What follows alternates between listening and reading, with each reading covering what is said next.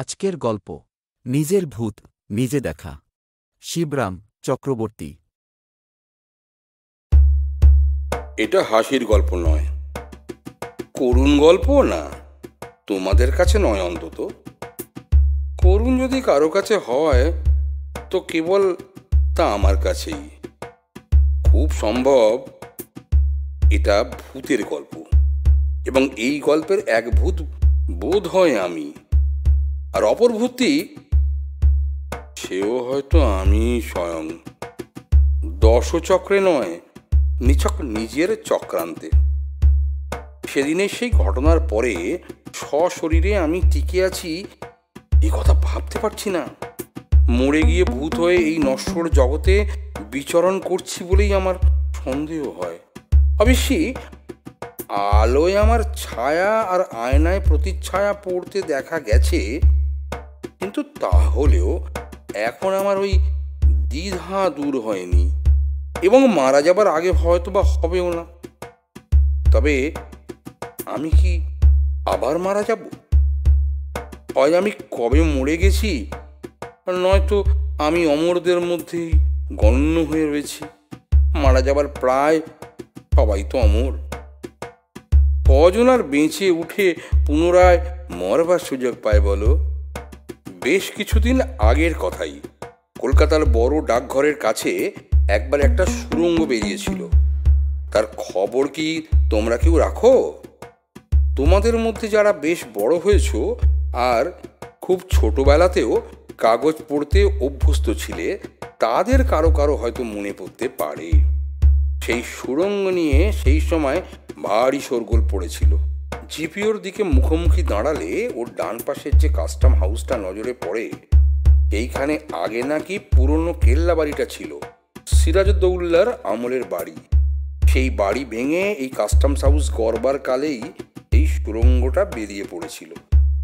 মিস্ত্রি মজুররা শাবল গাঁইতি দিয়ে গভীর করে ভিত খুঁড়তে খুঁড়তে সুড়ঙ্গটা বার করে ফেলে হঠাৎ। প্রত্নতত্ত্ববিদরা বলেছিলেন যে উক্ত সুড়ঙ্গের ওই গুপ্ত পথেই নবাবের বেগমরা গঙ্গা স্নানে যেতেন। ওর আর এক মুখ আছে নাকি গঙ্গার দিকে, হয়তো বা গঙ্গা গর্ভেই এখন।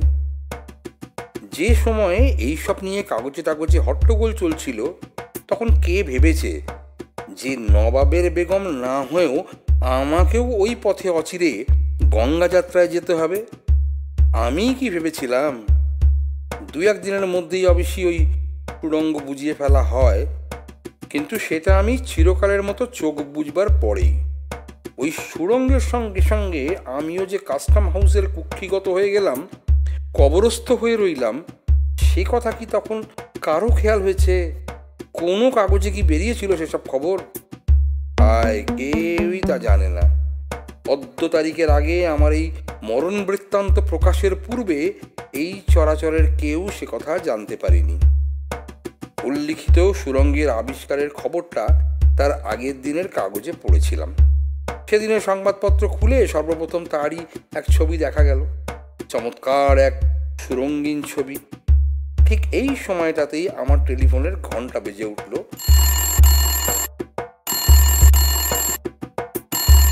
টেবিলের পাশের রিসিভারটাকে হাত বাড়িয়ে কানে টানলাম।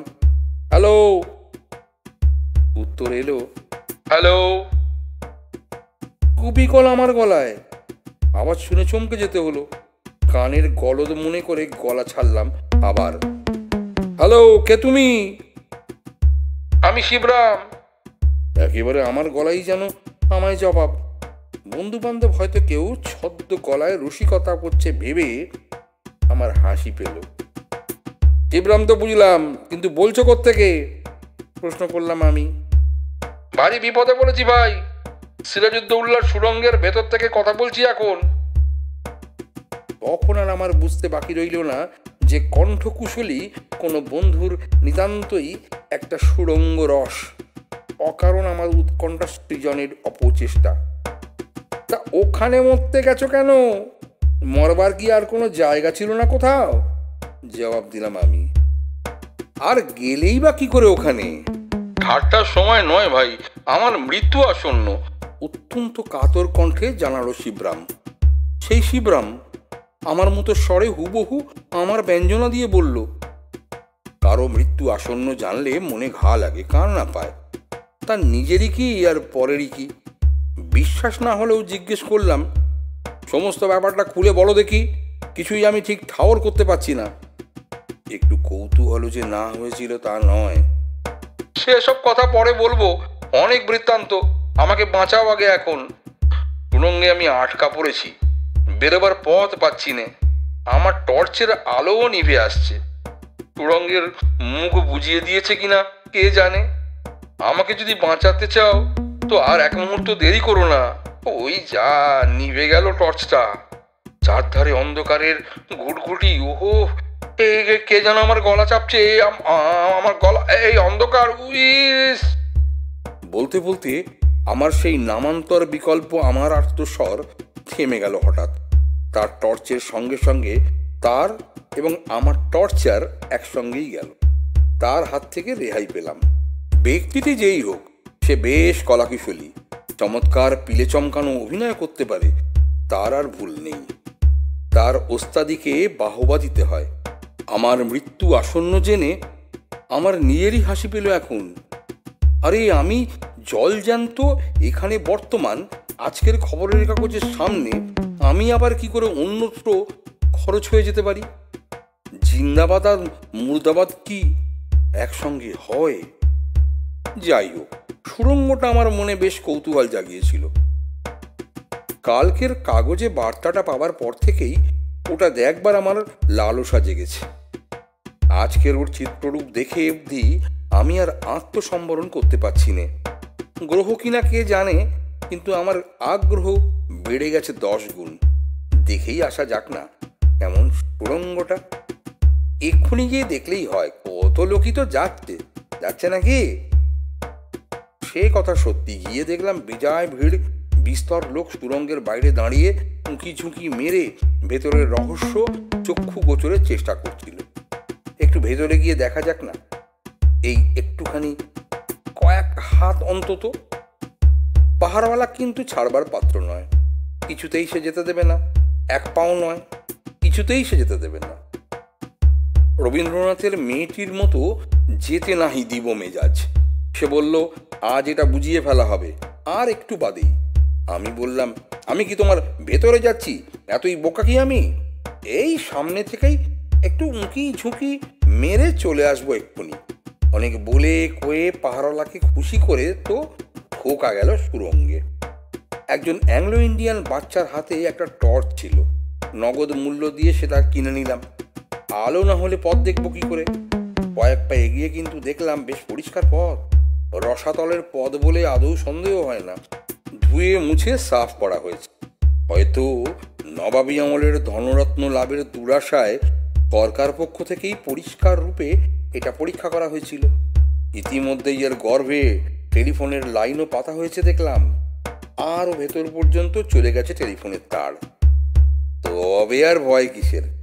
মানুষ তো গেছে এর ভেতরে, সরকারি লোকেরাই গেছে এবং ফিরেও এসেছে ফের। আমারই বা শেষ পর্যন্ত দেখে শুনে ফেরত আসতে দোষ কি? সিরাজউদ্দৌলার সময় আমি সজীব ছিলাম কি না কে জানে, কেবল ত্রিকালজ্ঞরাই তা বলতে পারেন। কিন্তু এখন নিজের নাগালে সিরাজউদ্দৌলার কীর্তি পেয়ে, হাতে নাতে পেয়ে, বাজিয়ে না দেখে ছেড়ে দেবো কেন? আস্তে আস্তে টর্চ হাতে এগুনো গেল। এঁকে বেঁকে কিছু দূর গিয়ে একটা ঘরের মতো দেখতে পেলাম, তোর কুঠুরির মতো অনেকটা। সুড়ঙ্গটা সেইখানে এসে শেষ হয়েছে আপাত দৃষ্টিতে মনে হয়। টেলিফোনের লাইনটাকে এখান পর্যন্ত টেনে আনা হয়েছিল। কুঠরিটায় অদ্ভুত একটা কি গন্ধ, একটুখানি নেশা ধরিয়ে দেয় যেন। অনেকদিন, মাস, বছর, যুগ যুগান্ত কোনো এক জায়গায় এসে জমাট বেঁধে গেলে এমনি গন্ধ ছাড়ে বোধহয়। ঘরের মাঝখানে মরমরের বেদির মতো বাঁধানো, তার এক ধারে আমি বসলাম। বসতে বসতেই কেবল ঘুম পেতে লাগলো। এরকম ক্লান্তি বোধ করতে লাগলাম। কোনো লোক যদি কয়েক শতাব্দী ধরে ক্রমাগত বেঁচে থাকে, অবশ্য থাকে না কেউ, তাহলে সে যেমন সর্বাঙ্গে ভীষণ একটা অবসাদ বোধ করে। বিষাদ আর অবসাদ যুগপৎ এই রকমের আশ্চর্য এক অনুভূতি ধীরে ধীরে আমাকে আচ্ছন্ন করতে লাগলো। কতক্ষণ ওইভাবে ছিলাম জানি না। হঠাৎ চমক ভাঙতেই দেখলাম আমার টর্চ প্রায় নিবু নিবু। উঠতে গিয়ে দেখি শরীর অবশ, তবুও উঠলাম কোনো গতিকে। কিন্তু পথ কোথায়? সুড়ঙ্গের বহির্মুখটা কোন দিকে ছিল মনে পড়ছে না। টর্চের ক্ষীণ আলোয় চারধারি তো বন্ধ দেখছি। তবে কি এর মধ্যেই সুড়ঙ্গের মুখ ওরা বুঝিয়ে দিয়ে চলে গেছে নাকি? ভাবতেই আমার বুক কেঁপে উঠল। কি সর্বনাশ! কিন্তু এখনো বোধহয় সম্পূর্ণ সর্বনাশ হয়নি। টেলিফোনের যন্ত্রটা তো এখনো রয়ে গেছে দেখছি, হাতের কাছেই তো আছে। টেলিফোনে হাঁক ডাক ছাড়া যাক, খবর পাঠাই বাইরে। নিজের বাড়িরই কাউকে ডাকি না হয়। এখন হাল ছেড়ে দিয়ে ভয় পাবার কি আছে? এখনই কি এই বিংশ শতাব্দীর এহেন সভ্য যুগে এত সহজে এমন অবলীলায় কখনো কারো জীবন্ত সমাধি হতে পারে না। যতদূর সম্ভব শান্তভাবে রিসিভারটা হাতে নিয়ে নিজের বাড়ির নাম্বার চাইলাম। হ্যালো! ডাকতে ডাকতেই সাড়া এসে গেল। হ্যালো! যাক, সাড়া পেয়েছি যখন তবে আর কি, বেঁচে গেছি তাহলে। এবারের মতো বাঁচলাম। কিন্তু হঠাৎ আমার খটকা লাগে। জবাবের আওয়াজটা ঠিক আমার নিজের গলার মতো নয় কি? কানের ভ্রম হবে বোধহয়। এবার ওধার থেকে প্রশ্ন এলো, হ্যালো, কে তুমি? প্রশ্নটা অবিকল আমার গলায়। আমি শিবরাম, জবাব দিলাম আমি। নিজের সম্বন্ধে আমার কেমন দ্বিধা ছিল, বরাবরই ছিল, কিন্তু এতটা দ্বিধাগ্রস্ত আমি হইনি কখনো। শিবরাম তো বুঝলাম, কিন্তু বলছো কোত্থেকে? টেলিফোনের ওধার হতে জিজ্ঞাসা এলো এবারে। আমার ঘরে বসে কে এমন করে আমার সঙ্গে ছলনা করছে? মৃত্যু মুখে দাঁড়িয়ে এই দুঃসময়ে এমন রসিকতা ভালো লাগে না। সত্যি বলতে আমার কান্না পেতে থাকে। আর্তস্বরে আমি বললাম, ভারী বিপদে পড়েছি ভাই, সিরাজউদ্দৌলার সুড়ঙ্গের ভেতর থেকে কথা বলছি আমি। হঠাৎ আমার মনে হলো সমস্তটাই মায়া নয় তো? আমি যদি এখানে, তাহলে আমার বাড়িতে বসে আমার মতোই ও কে তবে? এখানে ওই আমি যদি সত্যি আমি হই, তাহলে এখানকার এই আমি কি আবার? ভারী গোলমালে পড়ে গেলাম। যথার্থই যদি ঊর্ধ্ব জগতে একজন আমি এখন বজায় থেকে থাকি, তাহলে এখানে রসাতল গর্ভে এই আমি গোল্লায় গেলেই বা কি হয়? কিসের ক্ষতি? একজন আমিতে বেঁচেই রইলাম। আমাদের একজনই তো যথেষ্ট। আরও বেশি আমাকে পাবার মায়া বাড়ানোর লাভ কি? কিন্তু আমার মন নানা করে উঠল। আমার সমস্ত অস্তিত্ব যার কোনোখানেই মায়া নেই, চিমটি কাটতে সবখানেই যা লাগে, এ কথা ভাবতেই হাহাকার করে উঠল। হাঁ করে উঠল যেন। না, আমাকে বাঁচতে হবে। এই আমাকেও, ওপরের ওই আমি টিকে থাকা, এই আমার কোনো সান্ত্বনা নয়। ও যদি সত্যিই আমি হই, তবুও আমার নিজের মতে এই আমিটাই সত্য, পুরোপুরি আসল। এছাড়া আর কোনো আমির অন্য কোনো অস্তিত্ব আর কোথাও আমার থাকতে পারে না। এর আমার মনে হয় বেশ। ঊর্ধ্বলোকের আমি যদি সত্যি আমি হই, অন্তত নিকটাত্মীয় হই, তাহলে সে কেন এখানে এসে এখন এই মৃত্যু গহ্বর থেকে আমাকে উদ্ধার করুক না? কথা কি তার? নিজের সঙ্গে সাক্ষাৎ লাভ কি হওয়াই যাবে। পরস্পরের মুখোমুখি হতে চক্ষু লজ্জা কিসের? এদিকে আমার টর্চের আলো নিভে আসতে থাকে। আর কয়েক মুহূর্তেই হয়তো তারপর আর আমার পাত্তা পাওয়া যাবে না।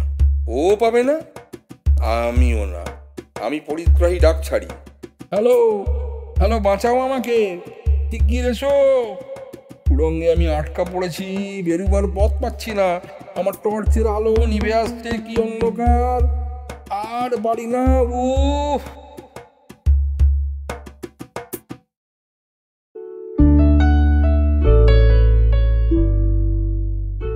আগামী রবিবারের গল্প। এক ভুতুরে কাণ্ড। ভূত বলে কিছু আছে? হ্যাঁ বলি, ভূত বলে কিছু আছে?